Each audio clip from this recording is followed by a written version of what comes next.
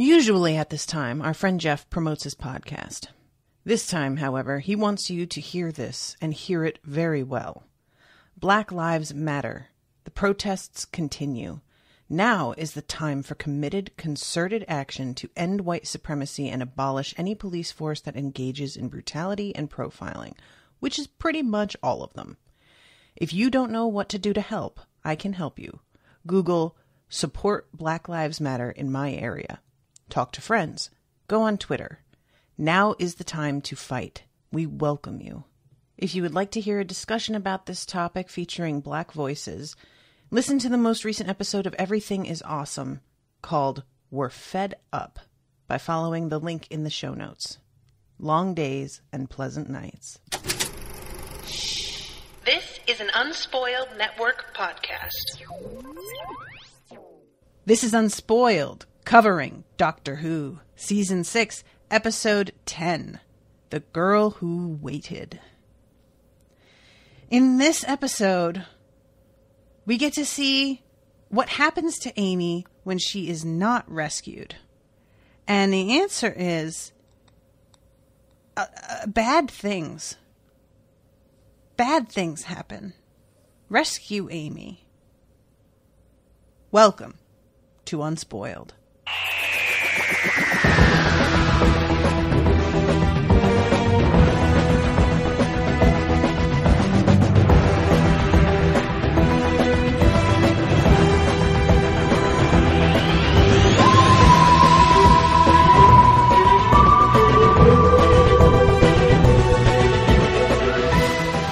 Welcome to the show, everyone. I am Natasha. I'm Jamie. So this episode, I really rather liked in a lot of ways. Part of me feels like I have mixed feelings on it. And then I sort of second guess those feelings. And I'm like, actually, no, maybe I don't have a problem with that. But overall, I think I liked this story. It felt like it was a cohesive concept in a way that this show doesn't always manage to pull off, you know? Mm-hmm. And it was also, well, the one thing that I genuinely had a problem with was we are supposed to believe how many years have passed? And she looks like that? 36. Get out of here. Get out of here. That woman looks like she's like maybe 50. And how old is she supposed to be when they're traveling? Like 25? No, not even. How old? Early 20s. Like 22, maybe 21. Okay. She's very young. So this lady that we're seeing is meant to be like around 60. Is that right? If Amy is 22, 36, I would put her at 58, right? Yeah. So yeah. Maybe 50. I would really put her in her like late 40s. Have you seen J-Lo? That is a woman who has access to full-time skincare professionals, Botox from the age of 25, facelifts, and any other number of surgical enhancements. Using a movie star as the metric for what 50 looks like is absolute trash. I'm just saying, when I found out she was 50. Do not feel bad about it. That woman that like, I get so irritated. People will share videos of like 50 in 1985 versus 50 now. Yeah, we have really, really good plastic surgery now. Yeah. It's just, come on. Let's not pretend that all of a sudden we just are like immortal with no help. It's just, our diets have just improved so much. No, they haven't. Shut up. Ugh. What I wouldn't give to have access to that stuff personally. I would get so much done to my face. I wouldn't even look like the same person. Forget it. I did not remember. I actually am impressed with. I agree with you that she does not look like she's pushing 60 for sure. Mm-hmm. But on rewatching this episode after only having seen it when it originally aired, I think they did a really good job with the makeup, with making her look older. Mm-hmm. Because I didn't remember her looking older from when I originally watched it. Oh, okay. When I thought about this episode, I couldn't even remember that it was supposed to have been 36 years. I thought it was just a few years because my memory of Karen Gillan in that episode was she was kicking ass and, like, her face was just her face to me. She was just Amy. I didn't remember her being aged up. Okay. And so I think that they did a good job of making her look realistically older. Okay. But not, I agree, not close to 60. And a 60 that's been living in, like, constant terror and stress. Yeah. Like, yeah. Yeah, like, no gray in her hair at all. Mm-mm. I mean, oh, man. Still wearing the same pants that she went in there with. That's like, true. Those pants aren't lasting 36 years without a single hole in them. Yeah, I mean, us thick thigh ladies know that the inside thighs of those would be worn right through. That's like tissue paper after, what, 3 years? Well, but she doesn't have thick thighs, so... She ain't got those thick thighs. She doesn't have to worry about that sort of thing. That bitch. But yeah, overall, I like the idea of exploring, like, what it means if she doesn't get rescued and what kind of resourcefulness she comes up with. And it felt to me like a valid question.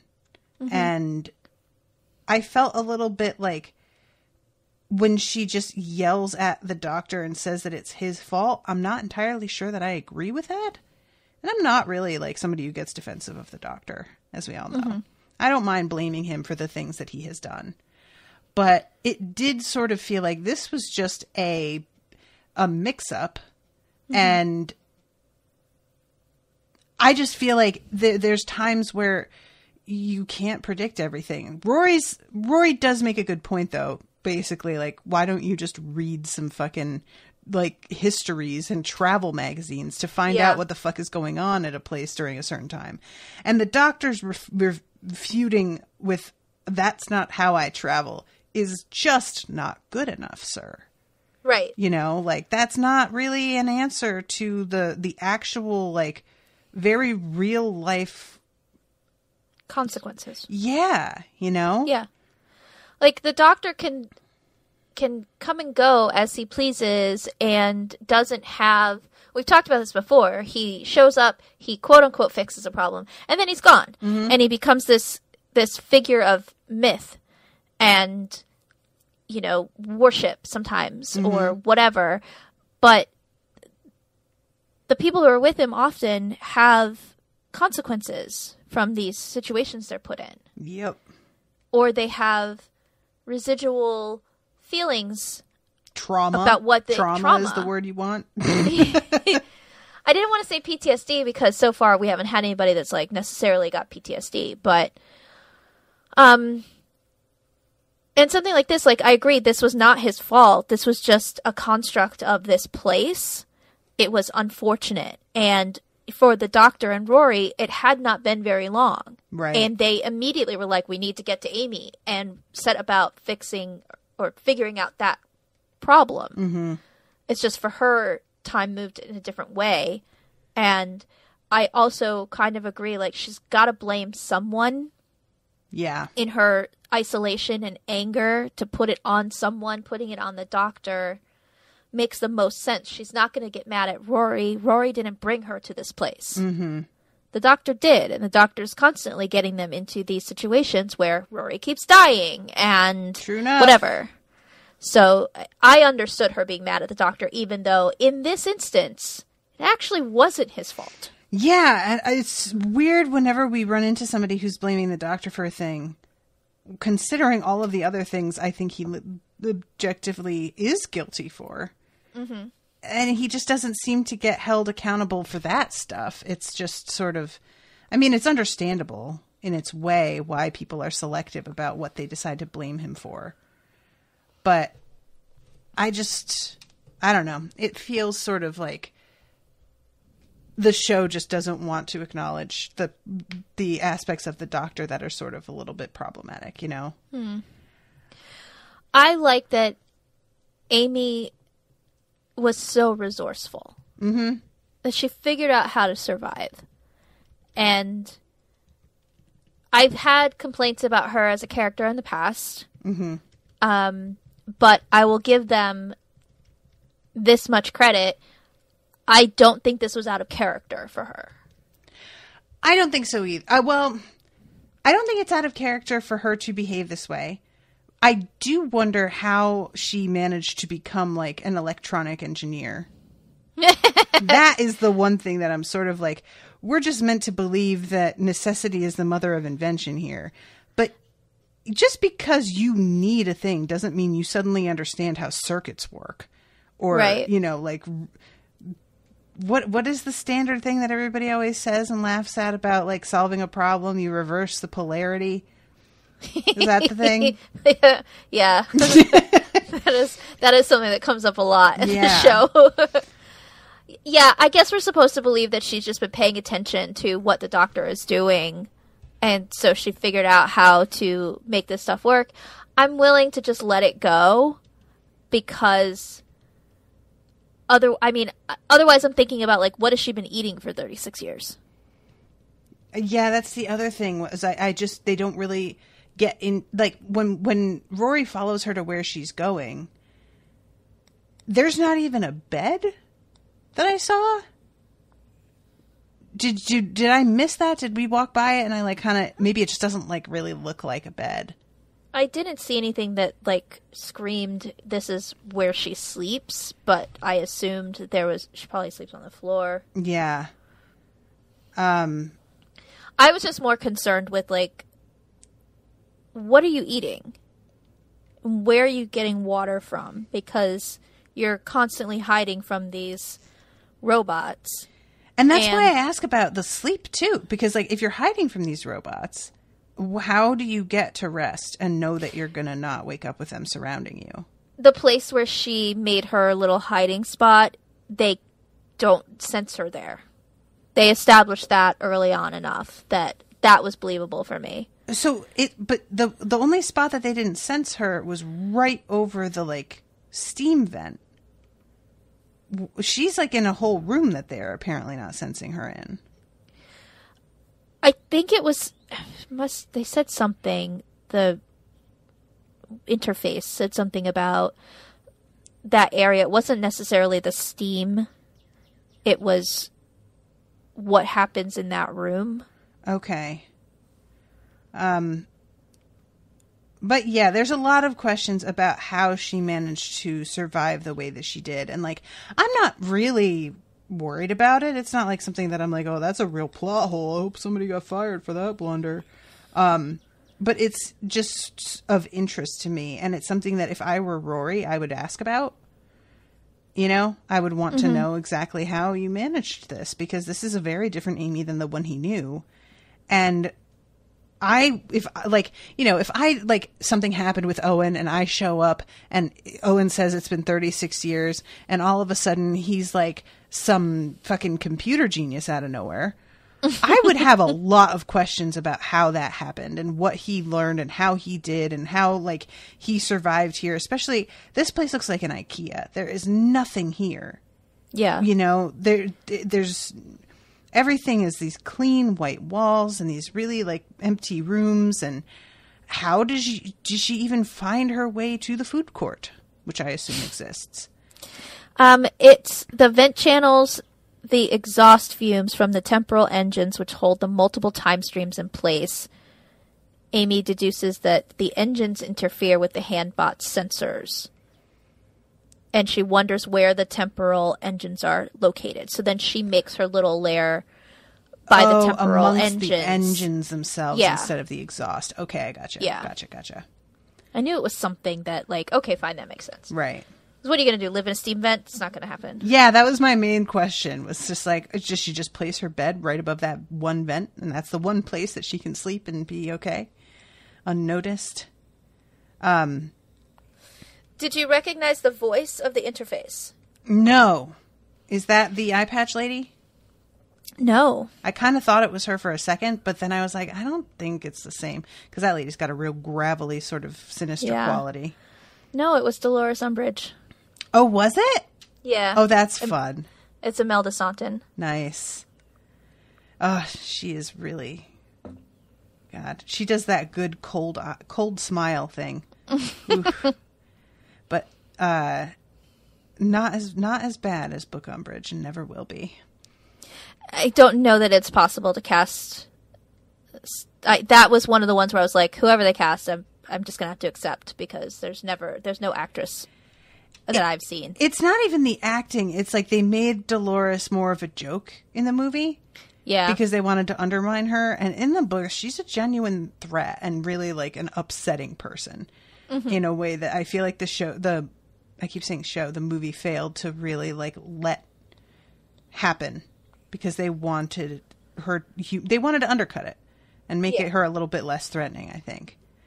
But anyway, all right. So we pretty much like talked around the opening of this, but let's talk about the beginning, because we're going to Appalachia. And for a minute, I just thought it was the British way of saying Appalachia. And I was like, why are you guys saying it like this? And then I realized, this is a whole other place. Like aluminium. Yeah, just like there are some things that I do not understand, the change in the way the Brits say it versus ours. There was something recently in like an audiobook that I was listening to, and I realized like that's just a weird choice. I can't remember what it was, but I'll think of it later. But yeah, it turns out that this is like, what does the doctor say? Like the second most popular destination for like vacations? Yes. And first is, what was the first most popular? Coffee Shop Planet? Yes. Coffee Shop Planet. Yep. That sounds That's where right. I'm going to live in the future. Listen. That's where I live now. I'm not going to lie. Whenever I want to go to a tourist destination, I do also want coffee there. So yeah. There's a reason that's successful, and it's because I'm an ugly American. It's fine. But yeah, he wants to go to show them somewhere that's got amazing views and spires and whatnot. And it turns out that this place is under quarantine due to a virus or bacteria that only like affects double-hearted beings. Yeah, it's called Chen 7. It's the 1-day plague. Which, that is a hell of a name. The 1-day plague. That sounds like a fucking Michael Crichton book. I would definitely read that. Michael Crichton's just such easy, like, goofy nonsense. I don't want to get us off topic, but have you read Timeline? No. That's a really fun book. Okay. By Michael Crichton. It's a time travel, like scientific time travel, and they go back to a medieval town in France. Okay. It's really fun. The movie is fucking terrible, but the book is really, really fun. I would highly recommend it. I really did enjoy, those of you who haven't like read Jurassic Park. I recommend it. It's not the same as the movie. It's not the same. The movie is much tighter, and I think better, honestly, than the book is. It's one of the few cases. But the book is really good. Really enjoyed the book a lot, and the owner of the place is painted much more as a villain in the book, and that I think is just a tad more interesting. Yeah. So, yeah. The Lost World is also, absolutely nothing like the movie, which was the second Jurassic Park movie. Right. But also a very fun book to read. I actually highly recommend both Jurassic Park and The Lost World. Is Lost World the second one?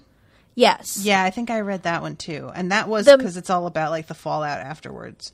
Kind of. They find there's a second island, which the movie like takes that idea of it and the couple of the characters and then just makes their own story. Right. The movie's nothing really like the book. The book is actually really, really good. So, yeah, Michael Crichton, he's a fun author. The one thing that I think it was Chris Tex recommended that I read Sphere, and I'm mad at him still for that because Sphere was no bueno. I did not care for that one at all. But they can't all be winners. Sphere. Not a fan. I didn't like the movie, but I thought the book was enjoyable. I couldn't get into Congo. I tried that one. That was a bad movie. Damn. Yeah. Anyway, so this is one of those moments that you just want to slap and shake the doctor and Rory, because Amy has to go back and find her phone. And the Doctor and Rory, for some reason, even though when the doors of the TARDIS open, the Doctor does not know what's going on. He admits that he does not know what's going on. He doesn't recognize where they are, and something has clearly changed.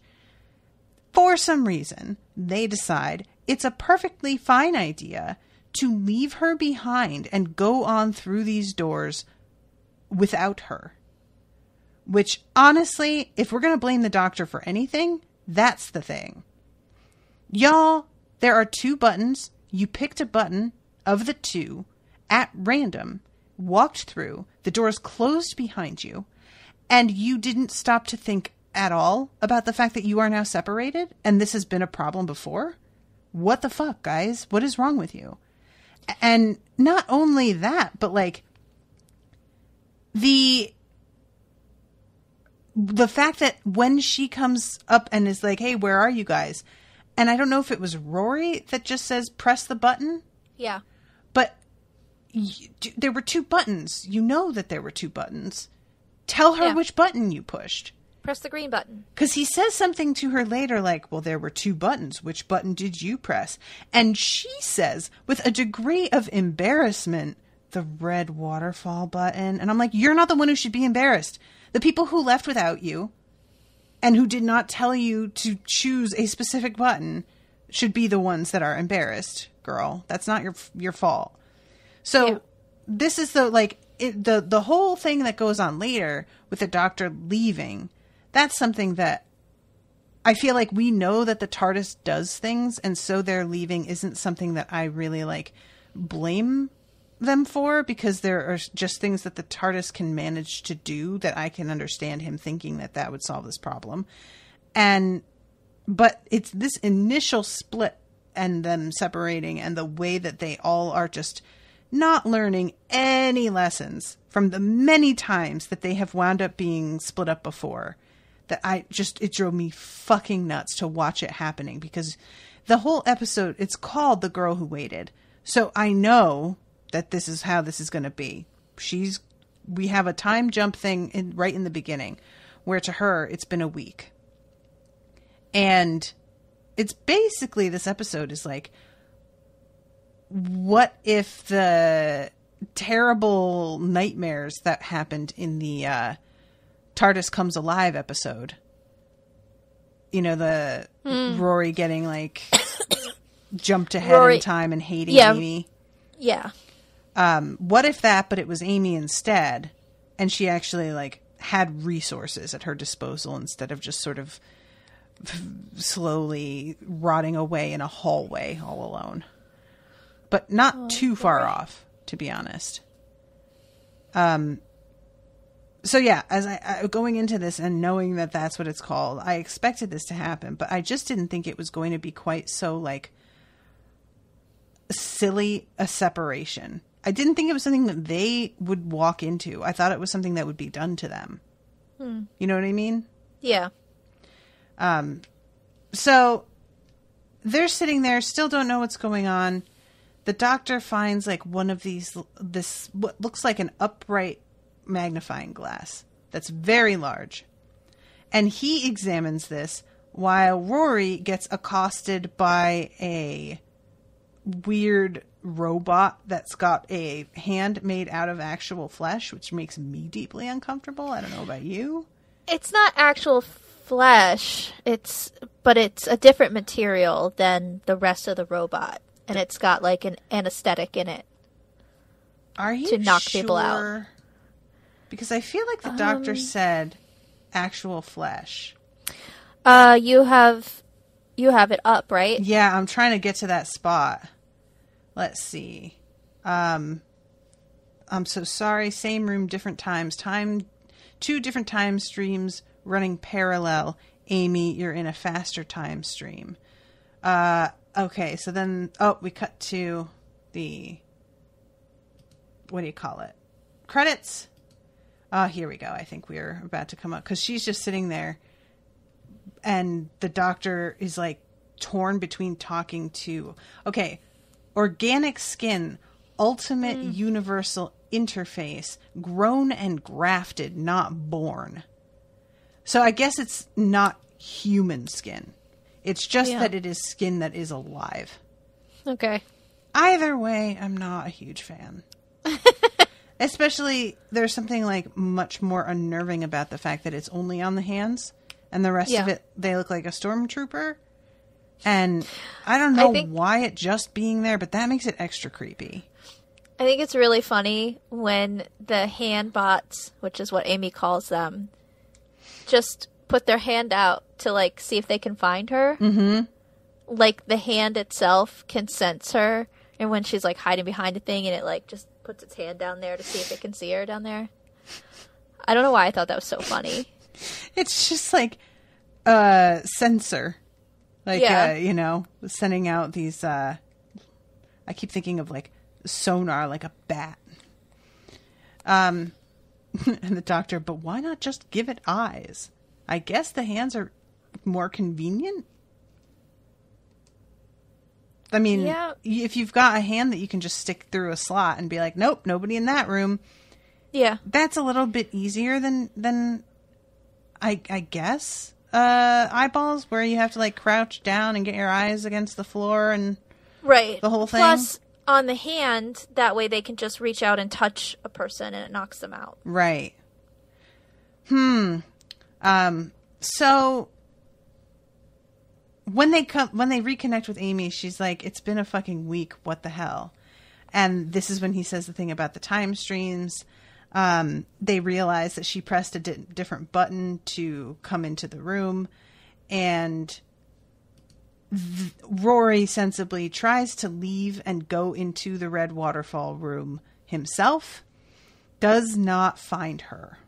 Mm-hmm. And comes back in the green waterfall, or the green anchor room. I really thought when he turned around and came back that the doctor would also be gone. I thought that too. I was like, they're all about to be split up here. But not so.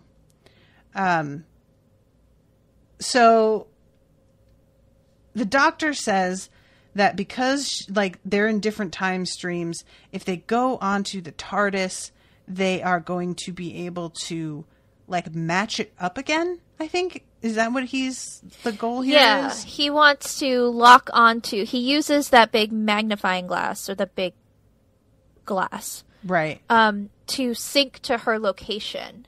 Like, basically to sync to her. Mm-hmm. And then he then takes it on the TARDIS to try to get the TARDIS to zero in on exactly where she is. Gotcha. Okay. So the doctor tells her that he's going to save her. I'm taking the time glass back to the TARDIS. I can use it to get a lock on you. Smash through using the TARDIS to get you out. Until then, you're on your own. And he locks it on her, and this alarm begins to go off pretty quickly. I need you to go into the facility, find somewhere safe to leave me a sign. Remember, you are immune to Gen 7, but you are a person, and anything they give you to try and keep you safe will probably kill you. And that really sucks. That one I did not like. I don't ever like when something that's, like, well-intentioned is going to hurt a person. Literally kill them with kindness. Yeah, you know, like, that's just a mean... I feel bad because these robots are just doing their programmed job, and the people who programmed them are doing the smart, good thing. Like, but, you know, this is just a real bad situation all around, kids. And the doctor sort of just leaves her there. And they get back into their TARDIS and head out. The doctor has these, like, eyeglasses that can project back to the TARDIS so that he can, like, watch what's going on as Rory gets sent out there. Mm-hmm. I don't remember why Rory goes without the doctor. What's the reasoning behind that? The doctor can't go because he has 2 hearts, and this plague will kill him. Right. Okay, yeah. Which I'm not sure that the plague is even, like, a worry anymore, sir. There's nobody here. I'm super curious. Like, did we find out at any point what the fate of everybody who was here turned out to be? They all died. all of them died? Like the whole planet? Well, I don't know. It's just that anybody who gets it has this one-day plague. Those rooms that they were in with those glasses are to show them they can, like, people who are on the normal time stream can then come and visit and watch as these other people live out their whole lives because their time is happening at a different rate. So they live their whole lives in what would be like actual 24 hours. In one time stream. They put them in a time stream where they can live out their lives a little bit. That's interesting. He says what a wild concept. He says they can only communicate through the glass. The handbot informs them that the other time streams are synced for visits so those not affected by the virus are able to watch the entire lives of their quarantined loved ones as opposed to being limited to the viewing of one day on a deathbed. I wonder, like, and that's like those unaffected. What happened? Like, did this just kill everybody? I'm just super curious about like the fate of this place altogether. But anyway, so the doctor puts the glasses on Rory. I love when he calls him "Hello, handsome man," and Rory thinks that he's complimenting him. Yeah. And then it turns out that it's just because he can see himself through the glasses. Bless him. That sounds on brand. Also, I think Rory does look pretty handsome in those glasses. I agree. Those he pulls that look off. Yeah. Nerd glasses, baby. They're in style. Yeah. So then we go to Amy, and she's like being brought through orientation, basically. I will be your guide, your teacher, your friend. And she is greeted at the front desk by sort of a, like, it's sort of like a airline check-in desk. Yeah. It looks or like a hotel reception. It's the hat that she's wearing, I think, and the little scarf around her neck that makes me think of like a 60s stewardess outfit. We call them flight attendants now. But yeah, she tells her like everything that you want, we've got. There's like mountains to go hiking in. There's what do you call them? Roller coasters and stuff that you can like basically ride the same rides as at this Disney park somewhere, which I thought was fun. And eventually, like, she goes into this room that's got a set of doors around her in a circle, and there's a whole bunch of things to choose from to entertain herself. You could go to the movies, you can go to the aquarium, the liquid zoo, as I saw in a recent meme. Yeah. Liquid zoo. Or you could go to Tim Burton's backyard, and that is the one that she picks. I don't really think, like, if I'm in an alien place, I feel like I absolutely want to stay away from anything natural, because I don't know if there's a bug that'll kill me that everybody else thinks is harmless and they include it in a garden, you know? Right. I'd just be like, no, too risky. Keep me out of anywhere that's like, it could hold any danger. The rides, I would assume, would be fine. Movie theater, how dangerous can that be? That's probably fine. But I wonder what some of the other ones were, too. I don't care about adventures in the mountains. I feel like that's something that I probably would, like, tell myself I'd get to eventually, and then I never would. You know, that can be... I would never tell myself I'd get there eventually. That would just be a no. That's fair. But yeah, she chooses the garden, and she sort of seems impressed with it, to be honest. Like, once she goes through, there's a sense of her realizing that this place actually was a good idea for what it was intended for, and it's not its fault that she's trapped here the way that she is. And I think that's interesting to sort of keep in mind that if you're not looking at this place as somewhere dangerous that you're trying to escape, it's actually kind of amazing that they created something like this. Yeah. It actually is a kindness, letting people live out their lives in a relatively pleasant situation. Right. Choose your own adventure. Tee-hee. So we have Rory being dispatched to find her.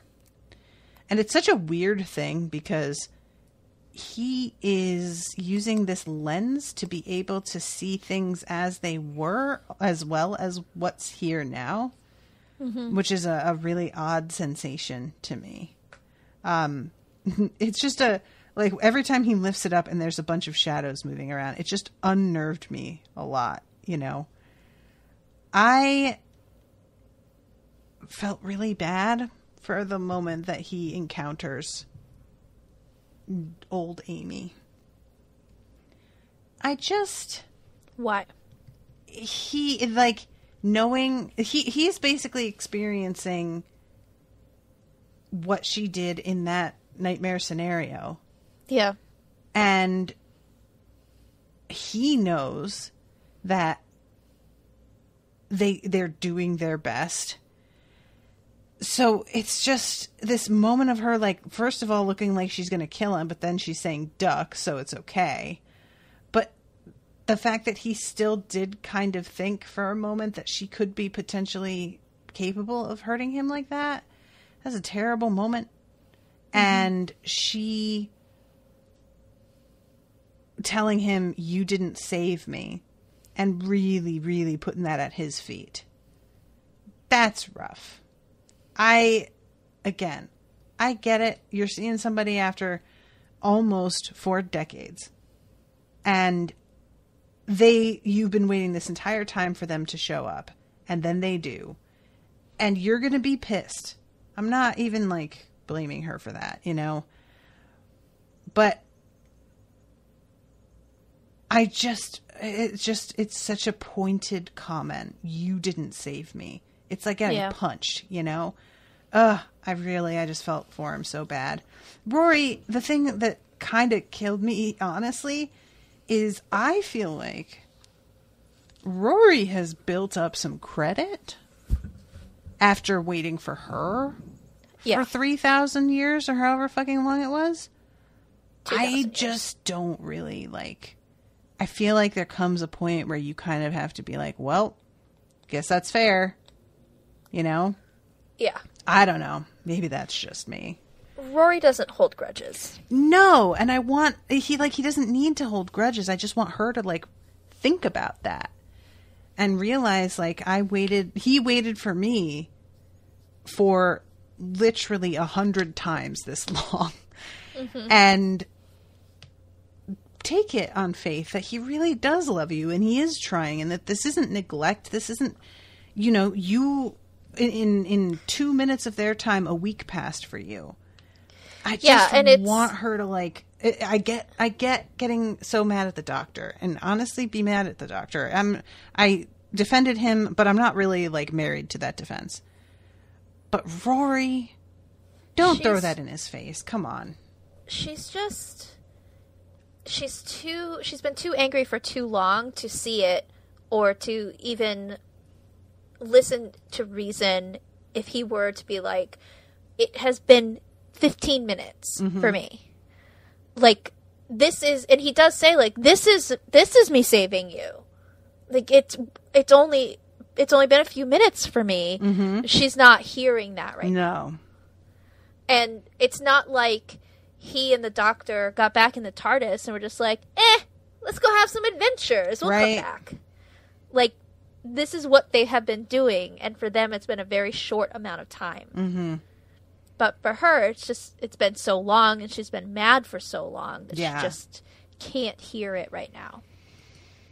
Yeah, I just, you know, you guys know, I'm very defensive of Rory. I just really, it never fails that if somebody goes for Rory, I'm just like, oh, you better not. Nope. Sorry, friend. We're not gonna do this today. I have to just talk for a second about Arthur Darvill's incredible performance in this episode. He's so fucking good. Yeah. Like, Doctor Who fans don't take this the wrong way. I'm a Doctor Who fan. His acting in this episode is too good for this show. And really, Karen Gillan's acting in this episode is too good for this show. Yeah, she's like, very good. They are just a step beyond anything I feel like we've seen acting-wise in this show so far. Mm-hmm. Like, they're just both so incredible that I was brought to tears today. And it's the first time it's made me cry, even though I've seen this episode several times now. There was just something, because I was paying so close attention to every detail. Mm-hmm. And I am very moved by performance. And the two of them were just so good. And I just felt everything that I was supposed to be feeling from them. That it made me cry a little. Aww. Well, I mean, the chemistry between these two is such a huge part of it, I think. Yeah. You know, it just feels... when there's she just says, a real connection there that I buy when they're separated, that it's really hard for both of them. When she's talking, old Amy is talking to young Amy, and she talks about how, I think it's young Amy that's actually saying it, that sometimes there's a person who's beautiful and you talk to them and they're just so dumb. And so, I forget how she describes something like dry as a brick or whatever.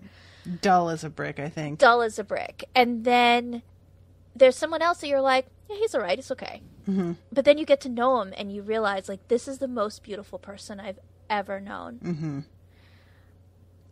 That is such a beautiful way to talk about a character like Rory, mm-hmm. who is portrayed in this show as if he's not handsome. Right.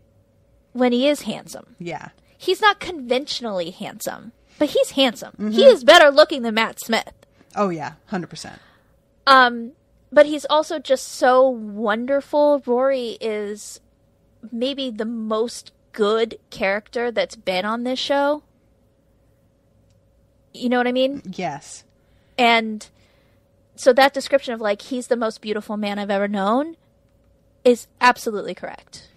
And it just, that's what really moved me, was that scene of her describing him in that way, like why he means so much to her. Mm-hmm. I just loved it. And I like being able to see Amy actually appreciating Rory in the way he should be appreciated. Well. Yeah, definitely. Because he is the best. He should be protected at all costs. And yeah, he's just beautiful. He's a beautiful person. It makes me, I don't know if Arthur Darvill, he could be a monster in real life. I don't think he is, but I would still be like, but he's Rory. He's Rory. How bad can he be if he could play that? Right. Yeah, that's kind of like, I definitely will do this if I see an actor for the first time and for a prolonged period in one role. That's who they are to me. And I know that's not actually anything. Right. But yeah, I am absolutely... I still refer to him as Rory. He was on Legends of Tomorrow, which he was very good in. He was very snarky and a completely different type of character. And yet, anytime he did something that was, like, kind of mean, I was like, Rory! What are you doing? Like, I know it's not Rory, but it's Rory. I love the idea of you just, like, swatting his hand a little bit. Sir! How could you? And Jason, who had never watched this far in Doctor Who, didn't understand. He's like, that guy's awesome. I'm like, yeah, you should watch Doctor Who. Because he's Rory. Somebody shared something recently that he was in, but I forgot what it is. And, like, the press photo was a good photo. He looked good. I think he had a beard in it or something. He played, have you seen that movie Once? No. Oh, that movie's so good. They turned Once into a play, a musical, and he played the lead in that. And I don't know that other than Hamilton, that's the only thing that I was like, I need to see Arthur Darvill in that role, singing those songs. Because those songs are incredible, and just I wanted to be able to hear him sing them, but it was the London cast, and they didn't put out a recording of it, so. I really wonder, like, hearing him sing, if that would make him hotter or less hot to me. How could it not make him hotter? Men singing is not really a thing for me at all. I know that for a lot of women it is. For me, it can be a turnoff depending on what their voice is like. It does depend on what their voice is like. And because I haven't heard him sing, I can only imagine he was cast for a reason. I know with the songs that are in that show. So he must be able to sing those. Mm-hmm. So I imagine he's probably a really good singer. But anyway. I'll have to look it up. All right. So the moment when he sees her too, we get to see the doctor's face as he realizes that this shit has been fucked up. I don't know if he's feeling like he fucked up or not. It's hard for me to tell whether or not he's sad. Like, it's sort of I don't know. There's a I think a guilty look to it. Like he just realizes that this did not work out the way that he thought it would. But I rather like this moment because I don't feel like we don't often get to see the doctor seeming to really wrestle with the consequences of things in a protracted sense. You know, we have like that moment where he's talking about the interface with the TARDIS and it keeps projecting different companions and he keeps on being like, nope, too much guilt there. But I don't feel like we see him coping with the guilt ever. That's not something that like sticks with him. And so it's sort of weird every time it's brought up that he feels guilty because I don't feel that coming from him. I don't like, one would think that if he were going to be struggling with that, he would be a little bit more careful about, for example, going through doors, pressing a button, and leaving Amy behind. You know, that sort of thing that I feel like his behavior doesn't seem to reflect to me anything like remorse or guilt or... I don't know. No, I don't disagree. There's been several... like examples of him just sort of like, well, I guess I'm moving on. And he'll, you know, it happened with Sarah Jane, that episode where we first reconnect with her, where she's like, you just fucking left me. Mm-hmm. And he's like, yeah, I don't have an explanation for that. I just, you know, you needed to be able to live your life. And I knew you would never live your life otherwise. Yeah. And he tells us he feels guilt. Mm-hmm. But, and there was that episode, the Let's Kill Hitler. No. Yes. Where he is shown all of these images of his companions and he settles on young Amy because he feels too much guilt to have the voice recognition, whatever, be Rose or Martha or Donna. Mm-hmm. Like, you're telling me you feel guilty, but you don't show it. And not for nothing, he should also feel guilty about young Amy. Yeah. Whom he left behind. And like, yeah, he eventually came back for her, but she was like fucking in therapy for years because she had this story that nobody believed. So, well, we don't know if the therapy is actually, we don't know if that actually happened because that was the rebooted timeline. That whole timeline got rebooted. So we don't know.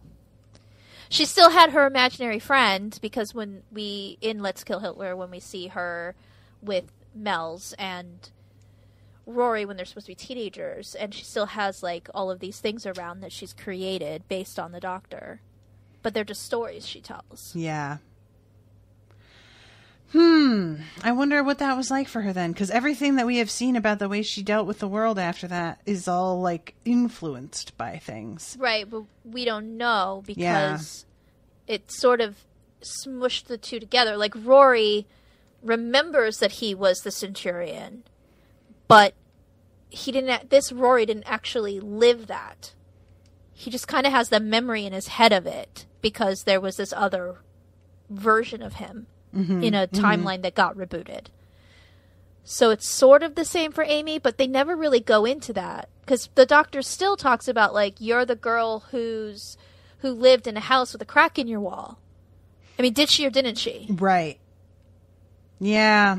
That would be interesting to see if anybody, like, and I don't mean writers who just get to say, oh, actually, this is the right one. I would like it if, by the time this is over and we've moved on to a new companion, if anybody has, like, compiled data to figure out which is the definitive Amy backstory. Yeah. So anyway, Rory basically tells Amy that we can save you and, make it so that this never happened. And Amy is not interested. Amy basically is like, I went through a lot to become the person that I am. And I don't want to, like, just stop existing. Yeah. And on the one hand, I really do get that. Because, if you've just gone through hell, that's all you've got. On the other hand, she went through hell and spends a bit monologuing about how her life is hell. I just have cold, hard reality. It's not like that for me. And I'm like, well, okay, but you definitely have the option to not have gone through any of this. And, like... But it's that she will cease to exist. So she's really like, okay, fine, I let you save young me, and then I don't exist. Mm-hmm. I'm a person. And I was wrong. He was on Broadway. Interesting. So, it wasn't just in the UK. So anyway, sorry guys, we got interrupted because somebody was at my door.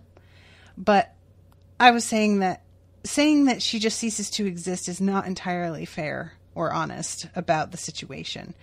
And I get that she is what she's like saying by using that wording, but there's nothing to say necessarily that she doesn't end up becoming a badass, even if she isn't put through all of this. Right. And if you've just gone through such trauma that a person you previously thought was a very good friend, you now hate through very little fault of their own, I just feel like putting up resistance to this just didn't make a ton of sense to me. I understood in a vague sense why she would feel this way, but I didn't really buy it in terms of like, I'm just going to stay here. You go ahead without me. Like, come on, really? Putting that aside, the staying here, living this life still. Mm-hmm. If you were in that situation where there's young you that is trying to be saved, and there's old you that has spent the last 36 years becoming this person, mm-hmm. and you're given the choice, like, help me so I can save you 36 years ago so that this never happened. And you're like, but it did fucking happen. This is who I am. How do you make the decision to be like, okay, cool, yeah, I'll just cease to exist? I'm fine with that. Because I would want what was best for myself. I don't think I would put, like, oh, but this experience is real above. It would have been best for me to not have gone through this. I just don't see it. Okay. And what she's gone through is total isolation from any other human beings for almost 40 years. Mm-hmm. It's not like, oh, I got amnesia, forgot what my real life was like, and I work at a coffee house instead of being a journalist. It's not a small change of like, oh, well, she's living a very different life. This is a literal, like, putting people in solitary confinement is a kind of a torture. Wanting to not have gone through that, I think, is incredibly reasonable. And, like, I find it really weird that she's even thinking of turning them down to stay here doing this. Because I know you said putting aside that, but you can't put aside that. That's what's happening. Yeah. You know? I don't know. I understood like what they were going for, but I just didn't really, and this is what I said when I, started the show and I said I have really mixed feelings about this episode.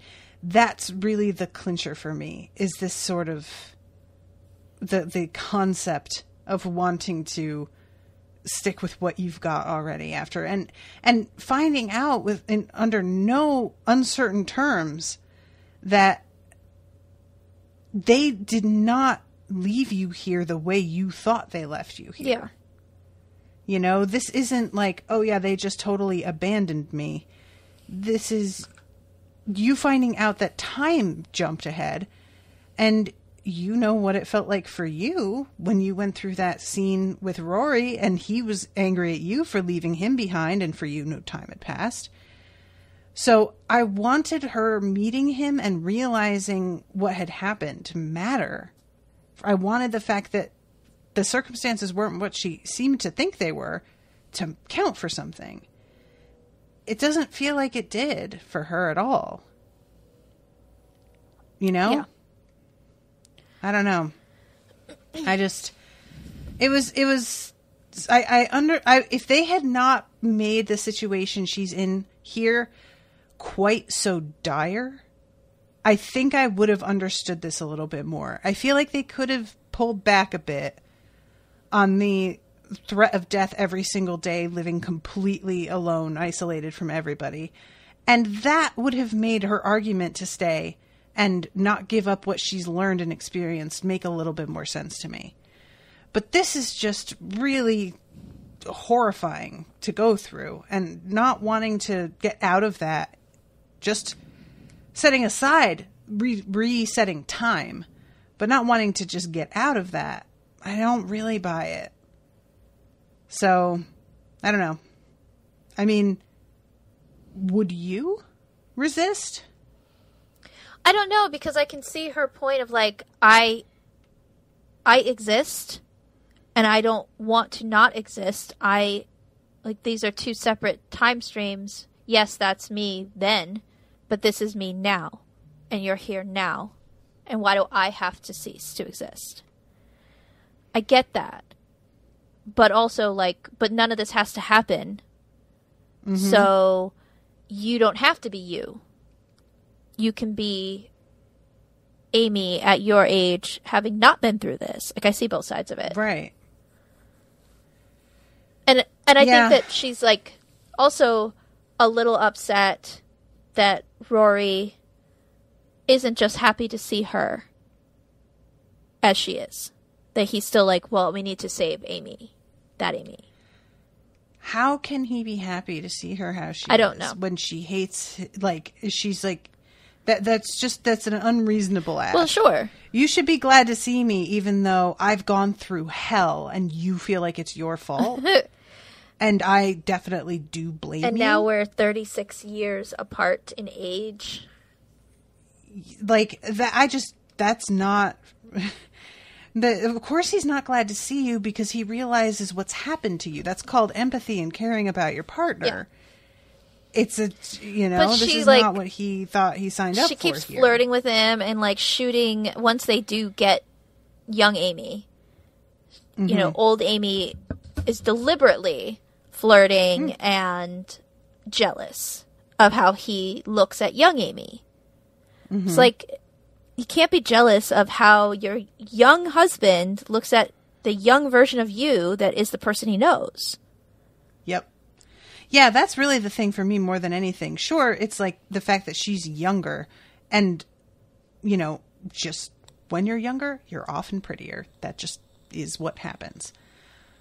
But setting that aside, that's the Amy that he knows. Yeah. This is a person who has gone through more. She has lived longer without him than she had been alive at all before. So she's a stranger. And that's part of it too, is that she's trying to act well, I don't want to give up my existence because I'm a totally different person than I'll be. And that's valid. But also, you should see me and treat me as if I'm the same Amy, even though I'm constantly arguing that I'm not really. You don't get both. You pick one. Yeah. I don't know. I don't know. It just didn't quite hit for me. It was like I really saw what they were doing. But, it'd be like that sometimes.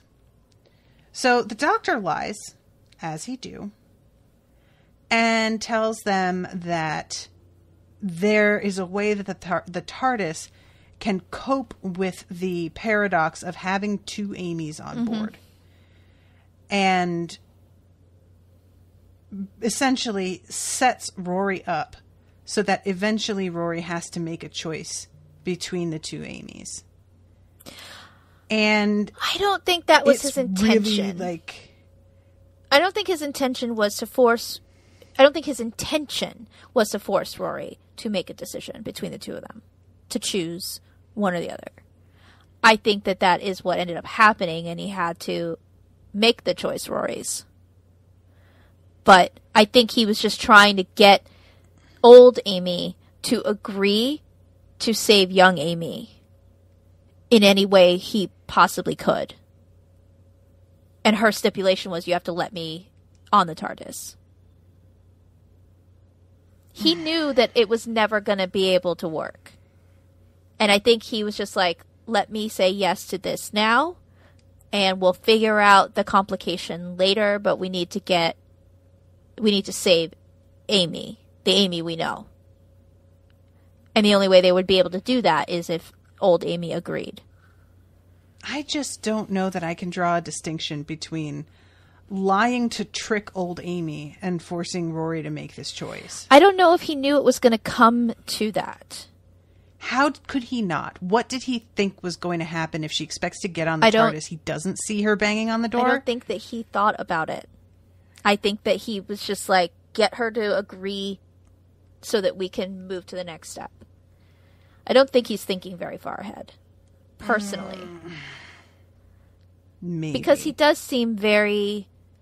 I know the Doctor makes some questionable choices and often makes very, he doesn't think about how things are going to affect other people, but and so he has to face the consequences of that. I don't think that this was one of those times where he's just faking his sympathy. I think he does feel bad that Rory has to be put in this I'm not suggesting position. That he's faking his sympathy. You can set somebody up and feel bad about it. I don't know. I'm curious to see what listeners, how they felt, how they viewed that. Because I never viewed it that the Doctor knew that it was going to come down to putting Rory in this really horrible situation. I think he really just wanted to get her to agree so that they could save Amy effectively. I maintain that those are not two separate things. Okay. Because it's just if she expects to get on, that you are going to actively have to shut her out. That's just going to have to happen. I'm guessing he probably thought they would shut her out and the TARDIS would take off and it would just leave her behind and then she would cease to exist. But instead, the TARDIS hangs out for some reason. Why does it hang? Why doesn't it just disappear? Because I think Rory was protesting that she was left outside. So the TARDIS could tell the Doctor hadn't was trying to just leave, and the TARDIS was like, "The Doctor hadn't we're staying here." Set it to take off yet. Because before he even had a chance to get to the console, Rory was like, what are you doing? No, you told her she could come on. You're just going to leave her out there? I think the Doctor really did plan on just piecing out. Because she's going to disappear anyway. So if it hurts her feelings for a couple of seconds, doesn't matter because we've now saved Amy and she's going to...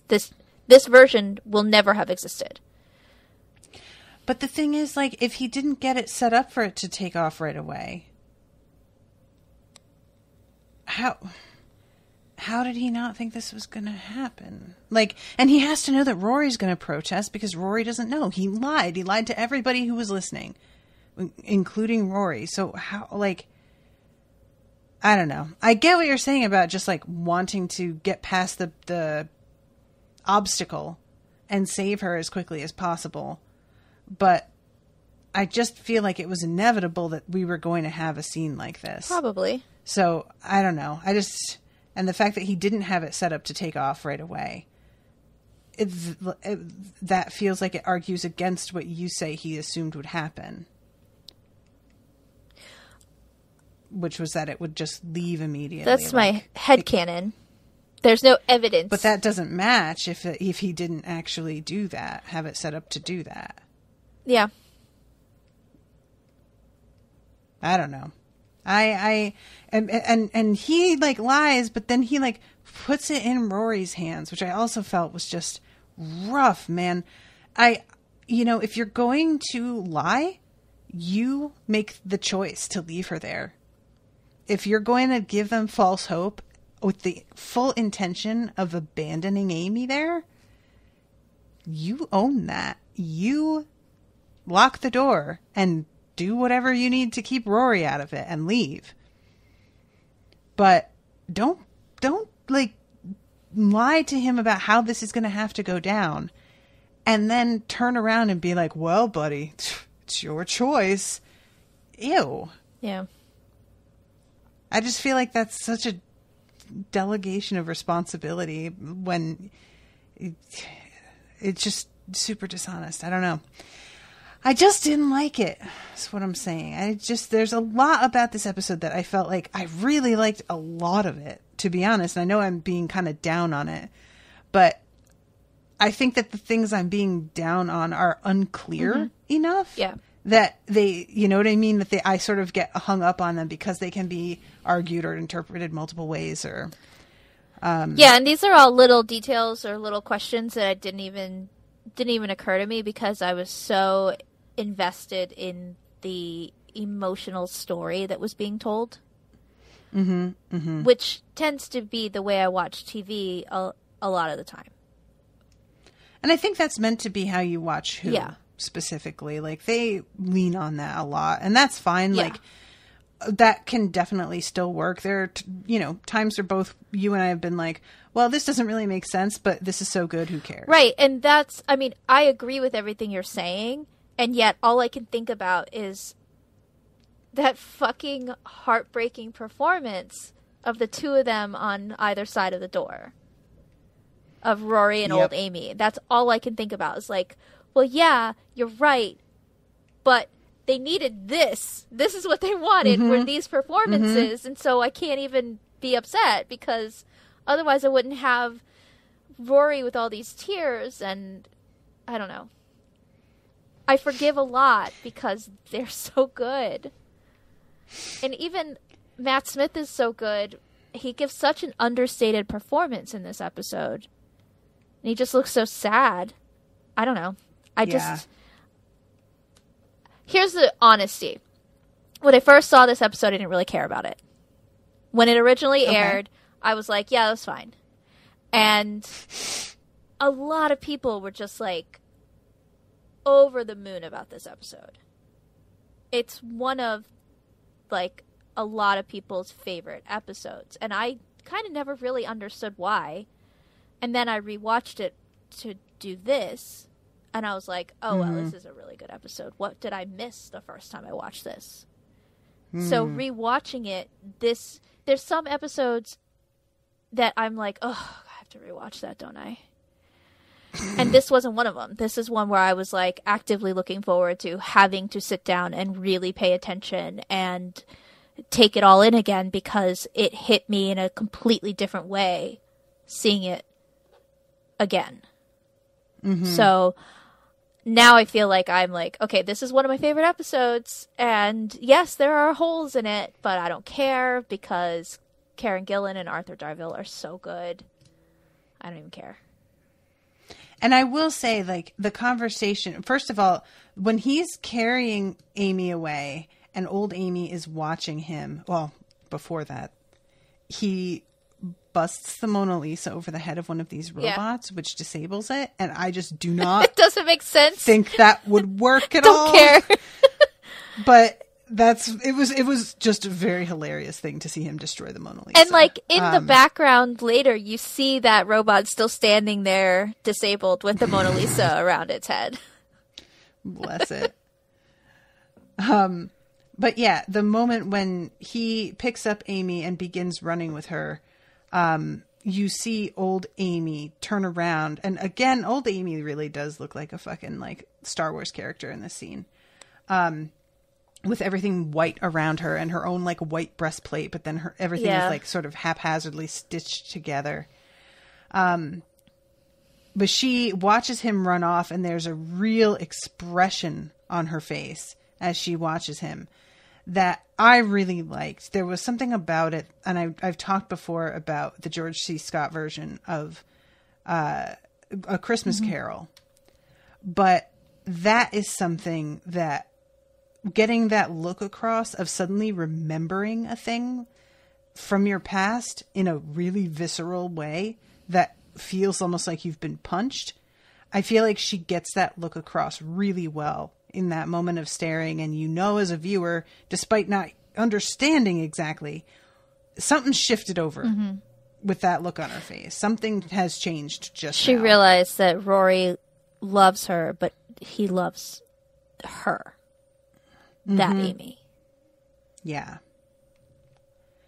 So this is when the doctor closes the door on her.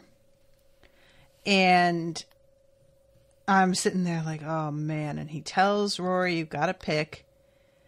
And she comes to the door as young Amy is passed out. And I should mention how very lucky for the doctor that Amy is passed out here, because I don't think she's looking on this particularly favorably if she is awake.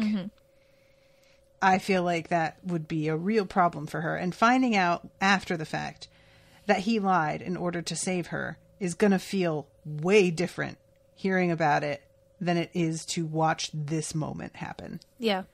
So, you know, this is one of those things where I'm just like, I wonder how Rory tells this story. Yeah. Because I am sure Rory is a wreck after this. And she's not going to really get it, you know, what just happened. And I don't know if he's going to tell her the full truth. Because Rory is such a kind-hearted person, and I think he knows how she'd react, and he doesn't want her to, like, have to think about it. Do you know what I mean? Yeah, he could always just tell her, like, we got you back on the TARDIS, which meant we saved you, which meant it just wiped her out of existence right away. Like, he could give Amy that kindness to not know that the doctor essentially betrayed an older version of her. Yeah. But we don't know because they don't don't know. let us see that conversation. Yeah, I really want to hear Rory's like explanation for everything and know what he chose to do. Did he choose to be like kind and lie? And if he did, how do I even feel about that? Because she didn't have any control over the situation. Maybe it is better that she doesn't know. What does it do for her to know that's how it went? On the other hand, I feel like her being aware that the doctor is capable of that feels like something. And that she maybe does have the right to know. But then I turn around again and I'm like, but the doctor was just trying to save her. And I'm sure she's glad to be saved. Circles and circles. So, yeah, this moment where they're saying goodbye to each other and she basically tells him not to open the door because she knows that she will get on. And she is aware, she sees the way that he looked at the younger her, and she sees how he loves her. And had forgotten that. And knows that it has to be them two. Because she has sort of just changed to a point where that can't really be there the same way. It feels like she's saying. Like, when he doesn't know her anymore. And she has her hand up against the glass with his very elegant, long-fingered hand. She's just an elegant, long-boned girl. Yeah. And he starts crying and says he can't deal with this and begins to almost open the door. And she has to be like, hey, buddy, no, don't do it. And finally, she tells him that they need to go. I'm trying to remember exactly what the final line is because, like, he's just, it's not even like they say goodbye. It's like they just stop talking. And eventually she turns around and realizes that there are handbots behind her. She says that she loved being Amy Pond in the TARDIS with Rory Williams. Mm-hmm. And then she turns around and walks away from the TARDIS. And as it's disappearing, she asks the interface to show her Earth. And talks about how she met a boy there who pretended to be in a band. And that was a pretty cute memory. While that's happening, the handbots start coming towards her, and they knock her out. But before they can inject her with whatever it is, she disappears. Sedative or anesthetic, I think. Yeah. Yeah. Yeah. So that's a pretty wild moment. I am glad that she didn't have to really live through her moment of disappearing. Yeah. You know? Like, it just happens. Yeah. But I do wonder what the hell that facility looks like now. If she wasn't there. And Rory goes to the doctor and asks, I love when he says earlier, you're turning me into you, which is a real fucking damning statement, honestly. But then he says, did you always know it wouldn't work? And the doctor just says, I promise you I'd save her. And there she is. And I was like, ooh, that is a real non-answer. And I really don't want Rory to let that go. I really don't. But I get it. Because, like, really, what are you going to say at this point? And he goes and kneels next to her as she finally wakes up. And the doctor tells them, I will leave you two alone. I wonder how much time has actually passed for her by the time they get her. Do we ever hear that number? Not in this episode, no. Okay. But when she says, where is she? We just see the doctor's face and then the episode ends. So we don't really get any sort of hint. We don't even really see Rory's expression in response to the question. So the doctor's expression to me really does look like, I hope he doesn't tell her. Like, there's a real feel to me of just been like, oh God, I can't watch and see her overcome with fucking disappointment. But I wonder how, like, long that lasts, or if he really is trying, like, managing to compartmentalize as well as he's saying he is. Do you know what I mean? I don't know. The site that I get my, like, recap from just says that the doctor can only offer a grave look before leaving, so that doesn't really, whatever they got out of it, they don't give any indication. Yeah. Well, and that is the end of the episode. Yep. So, yeah, it was one that I really, really liked in a lot of ways. Emotionally, it was really well done, and like you said, his acting is outstanding. And I even, like, I bought her acting as being somebody who is just over it, you know? While still being in ways the Amy that we know. But there were just a lot of, like, kind of, it wouldn't be such a big deal if the things that I felt weren't clear or were sort of problematic. Not problematic in the, like, social sense that's meant, but just don't quite work for me. They're kind of hinge points for the plot. So I think that's just why it feels like I'm being harder on it than I feel about it. if that makes sense. It does. I wonder if you were to revisit this episode at a later date, if you would feel differently about it. Like, if you were watching it just to, like, I'm not going to pick this apart for my job. Let's just watch it to see if I enjoy it. I don't know if you can separate it. Not anymore. Yeah. I tend to watch most things with that on. It's like the only time I really don't is when it's sitcoms or something. But it's the kind of thing that, like, the seals off.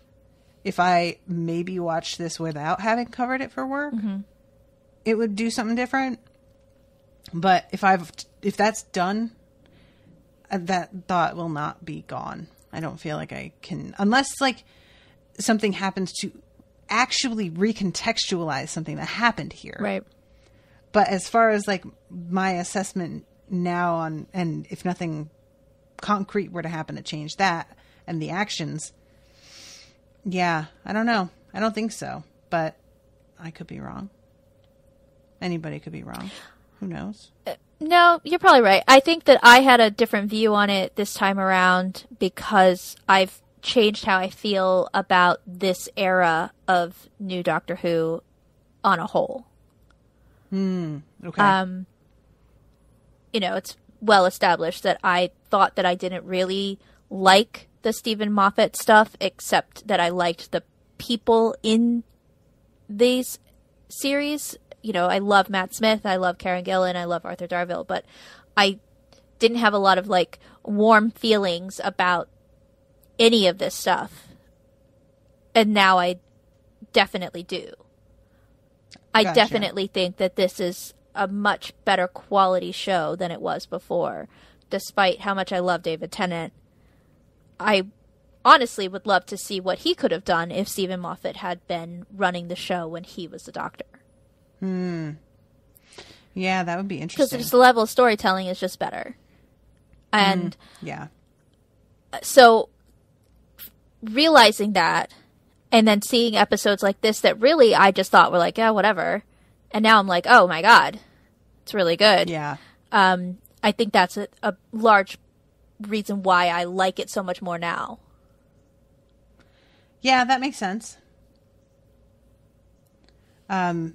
So, yeah, I just, like, you know, I know, I won't say I know, but I can sense when an episode is one that is probably important to people. And for the most part, I think I've been in agreement with a lot of episodes where people are like, this is sort of considered one of the better ones, or this is one that people were really excited for you to get to. So you must be really, really surprised that the one we watched last week is, like, everyone's favorite. Oh my God, that was so funny. People were just being like, ugh, when they saw the photo. For Were they? I haven't. Oh, it's that one. I haven't seen people's reactions to you posting it. I just think that's one of the most forgettable episodes of this entire show. Other than the pirate episode, which apparently nobody remembered. Really? Yeah, like in the comments on the Mighty Network, people were like, you start off saying that this is a forgettable episode, and when I saw this photo, I literally was like, there was a pirate episode? That's funny. So, yeah. I like that episode more than the one we watched last week. The pirate episode. Disagree. Yeah? Okay. Yeah. I like the pirate episode. Like, I didn't hate it, you know, but it was, the last week's episode just had that real spook factor that even though it doesn't quite pay off, I did really enjoy in the meantime. Okay. I'm just always going to be a sucker for, like, haunted house spooky setups sort of thing. I guess I'm always going to be a sucker for people in pirate gear. That makes sense. I think that you are in good It's an company aesthetic in that I don't not appreciate. That is a confusing sentence. So do you have any other trivia or No, anything there was this week? nothing. Nothing that was Wow. worth... I mean, there was hardly anything written about this episode. Even, like, details about shooting location or anything. There's like really nothing. That's interesting. And we don't have any new reviews. It's been a few weeks, guys. Hey, guys. Why don't you be our friend? Yeah, we're nice people. Why you want to not review us? Did I tell you that David Tennant's going to be involved in some project coming up, and his like marketing team got in touch with me to see if they could place ads on the podcast? What? Yeah, they were like asking what my listenership numbers are. And they are definitely not high enough for those kinds of people to be interested. Is it because he's doing a second season of his podcast? I don't remember. I don't feel like it was his podcast. I feel like it was something else that was like... Because he put out a little teaser. It like popped up in my podcast feed. And all it was him going, hello. That's it! That's it? Hello. Yes! What a bastard. But I don't think that's what it was. I could be wrong. But it was just, the numbers on this show they're not like terrible or anything, but they're certainly not the kind of numbers that someplace like that is looking for when they place an ad anywhere. So I don't know. There aren't a sent whole them lot back of my information and never heard back from them. And it's been about a month and a half. So, well, they're lost, I guess. You're so mad. I should never have mentioned it. I shouldn't even have told you. I'm not mad. I just want to, I'm not angry. I'm just I want to have a connection with David Tennant. Can we? I don't know if an ad counts. It's one step closer to getting him on our show. Guess. Okay, I guess. That's fair. But I can't be trusted. We don't want him on the show. There's so many celebrities that I kind of feel like that is... And it's weird because it's not like, it's different than when people are like, oh, who's a celebrity that you would like really be goofy around and make a fool out of yourself? It's a different thing than that question because these are people that I actually have to have a conversation with. Mm-hmm. And I feel like that list gets way longer if we're going to ask about who you'd make a fool out of yourself with on the podcast. That's different. If I just am meeting them on the street and like, oh yeah, man, I love your stuff. That's just, there's so much less opportunity for a gaffe. Yeah.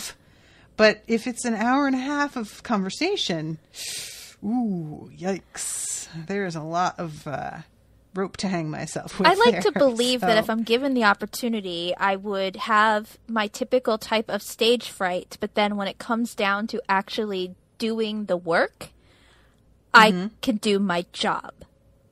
Like, when I tried to act, I had horrible stage fright, horrible. But as soon as I got out on stage, I was fine. So I feel like while my initial reaction is I could never have a conversation with him because I can't be trusted, I would be an absolute bubbling fool. Bubbling? Bubbling? Bubbly? Did you just say a bubbling fool? I don't feel like... Are you saying babbling? No. It's kind of like word vomit. Like, I wouldn't be able to stay professional. I would just say whatever thoughts because were in you'd be my head. too bubbly. Yeah. I see what you're doing there. Gotcha. Okay. I never heard bubbly be put in that I probably made it up. way. But no, I rather like it. It just confused me for a second. But then I think if I'm doing this for a purpose, I would be able to actually pull it together when it's time to actually sit down in front of a microphone and have a conversation. Mm-hmm. I just don't know for sure because it hasn't happened.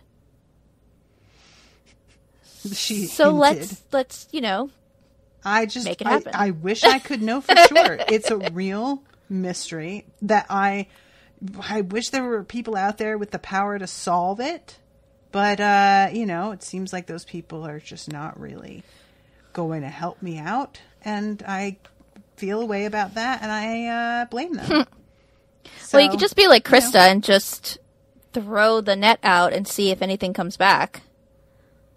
Tweet at David Tennant please place an ad on my show? No, please come on my show. And he doesn't have a Twitter, so that wouldn't work. His good. This all works out. His wife does have an Instagram, though, that that she's very active and probably relays all that kind of stuff to him. Just saying. I don't know what we would talk to him about at this point. I'd rather have Karen Gillan on. Yeah, like, I just feel like it'd just be like, so we finished your season, didn't love you, and now we're on the season that has Rory. What do you think of Rory? What do you think of Rory? They've worked together. I like to think that he would be like, Rory's great, you're right, I was shit.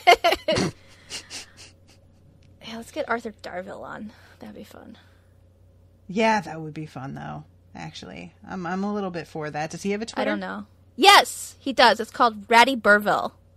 At Ratty Burville. It's called what now? I don't know why. It's at Ratty Burville. That's weird. Yes, I also just read that Arthur is his middle name. His first name is Thomas. Don't know why he goes by Arthur when he could go by Thomas. I mean, I rather liked Arthur because it's more distinctive. That's probably why. I feel like, yeah. Makes him stand out as an... Thomas is like, there's so many Toms in Hollywood. I wonder if people call him Tom who know him. That's always super weird when you hear celebrities talking about, like, oh yeah, my friend so-and-so came over, and you realize that they go by a completely different name. But yeah, anyway. All right, well, if you don't have any more, what is it called? Trivia? Nope, got nothing. Or reviews, then I guess we can wrap this up. Thank you guys very much for listening. I hope that you have been enjoying the show. And tune in on Patreon if you are a patron to the Mistborn episodes. We are... It's a lot of politics. It's a fun show to do, but politics come up frequently because of the text. But super interesting story. So I've had a lot of people say that they started off intending to watch along, and it did not work out. They have wound up finishing the book. Or I said watch along, read along. Has this ever been made into a show or a movie? He is apparently writing a script as we speak, the author of the books. I don't remember if it's going to be a movie or if it's going to be a TV series. But he's in charge of it. So I don't mean in charge, like he's not the director. But, you know, if he's writing the script, I say that, but that doesn't always work out either, does it? I mean, George R. R. Martin was an executive producer on Game of Thrones for a while, so... The episodes that he wrote, though, were pretty good episodes, if I remember correctly. Yeah. I'm just saying, so, like, a lot of times they start out that way and then, you know, hand it over. Yeah. I'm thinking about, like, Cursed Child and J.K., like, and her involvement in that and just how incredibly bad it was. So as we've learned, there's lots of things about her that, you know. I'm really getting into this, like, truther territory where I'm starting to wonder if she didn't even write the books. Like, based on her behavior in the last 5 years and the quality of work that she's been putting out since the series wrapped up, starting to get into a conspiracy theory here that she's not the one. There's no way that could be kept secret. I mean, if the only person who knew about it, other than her, is dead, it certainly can. Is this an existing conspiracy theory, or is this one that you're coming up with now? I came up with it. Purely me the other day. I was just thinking about, like, Fantastic Beasts, the bullshit that she made about, like, the American schools, the Cursed Child shit, and then her Twitter activity. And I was just like, this is all so terrible and matches so little with the author that I really thought I knew in terms of her material. And I just... Well, let me add to your conspiracy theory. Her adult books aren't great. And that is part of it as well. I've heard that they're not great. And she tried to get them published, or she did get them published, under a different name, which we won't talk about what that name means. But can't you see that if you got credit for a series of 7 books that somebody else wrote, but you wanted to keep producing, and you wanted to see if you were really good enough, you would choose a different name. Right, because her first adult book that came out, what was that called? The Constant Vacancy or whatever? Yeah, something like that. I wish I could remember. But yeah, something like that. I couldn't read the whole first chapter. Like, there was nothing gripping. There was the first line of the first Harry Potter book gets you immediately. It's evocative. And the first line of, it's called The Casual Vacancy. That's right, yeah. I could not get into that book. And I thought, well, maybe it's just because of like the frame of mind I'm in. It's just not the right book to read right now. I put it aside. Could never get myself to go back to it. I read the first of those mystery books and it was fine, but I figured out the mystery. And I'm not great at figuring out mysteries. Yeah. And I figured it out halfway through the book. There's nothing more frustrating than figuring out a mystery before the book is over. I hate that. Yeah, because even like the way I read is the way I watch stuff. I want to be taken along on the ride. I want you to tell me what I need to know when I need to know it. I don't do a lot of speculating. I don't try to figure things out. If I figure stuff out, it's because I'm not engaged enough, so I'm thinking about it. And it's such a simplistic story that I have figured it out. Because I don't watch things in that way or read things in that way. I want to be surprised. And that first book of hers, that Cormac, whatever, Strike, I figured it out. And I wasn't that invested in the characters. I never bothered to pick up the second book. They weren't as well written. They weren't engaging. It's like a 200-something page book. It took me like a month to read. So what you're saying is you think that my conspiracy theory may be I think true. your conspiracy theory is bananas, but like I don't know how it would be able to be pulled off unless the person's dead.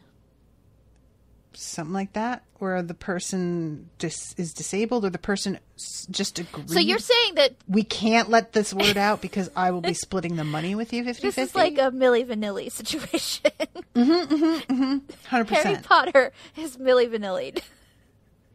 And like, because like, I just really, her writing under a different name, and I know that this is something that some authors do occasionally, but I really see that if you are somebody who has like become famous for something that you didn't do and really wanting to like see, you want to just, could I have done it, and try and tell yourself that, well, I mean, I've done so much else. Maybe I could pull it off after all. And then and there's no way to know really the truth of like whether or not those books would have been successful because somebody leaked that it was J.K. Rowling.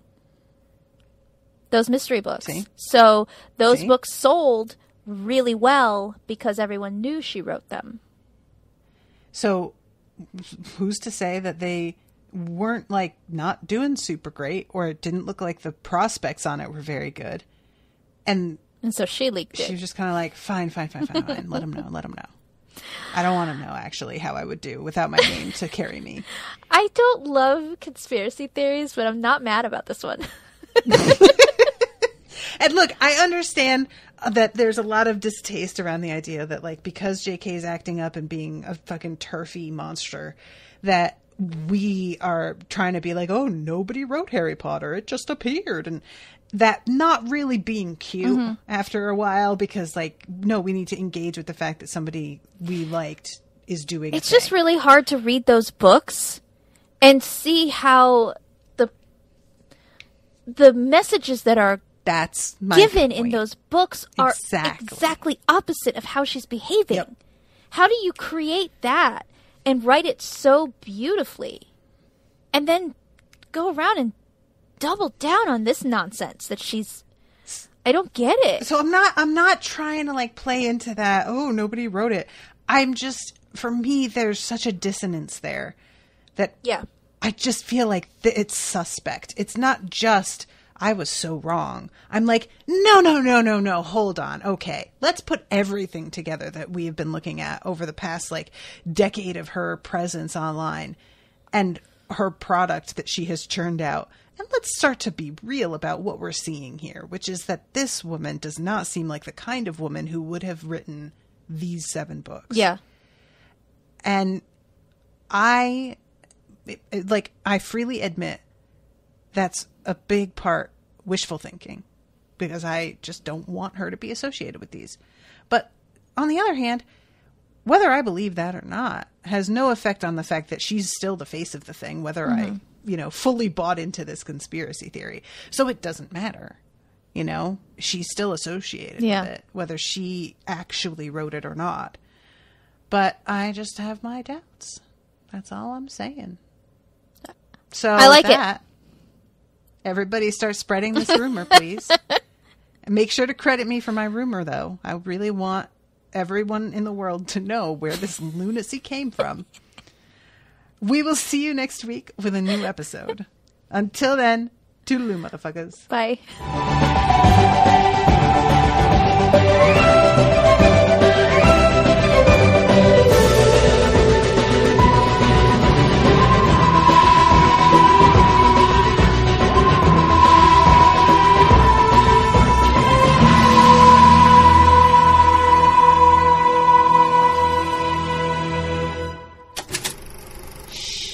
That was an Unspoiled Network podcast.